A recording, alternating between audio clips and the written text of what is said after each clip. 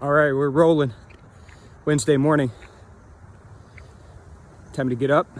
Time to get after it. Markets right now trading slightly higher in the equity markets. Dow, S&P, Nasdaq, all higher after just getting absolutely demolished yesterday. Dow and the S&P down over 2% yesterday. Nasdaq down over 4% yesterday. Just crushed. The FX markets right now, not much movement there.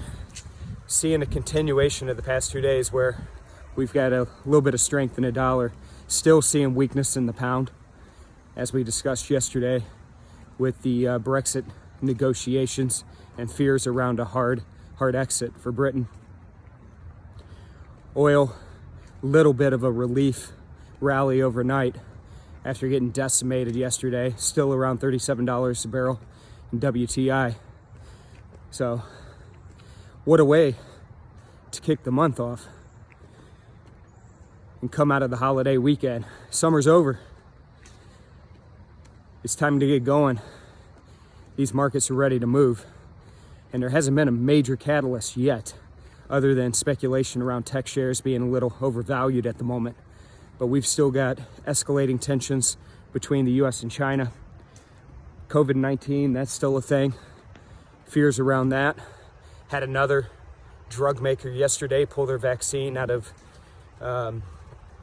its late stage trials. Elections coming up in November. Brexit, you name it. Who knows what it's going to be, but these markets can be fickle.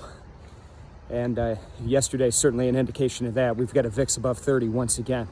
So it's about to get exciting. All right, folks, let's go out there. Let's get after it today. I'll check in with you again tomorrow. Check in with us on Facebook and Twitter for updates throughout the day. Take care. Bye-bye.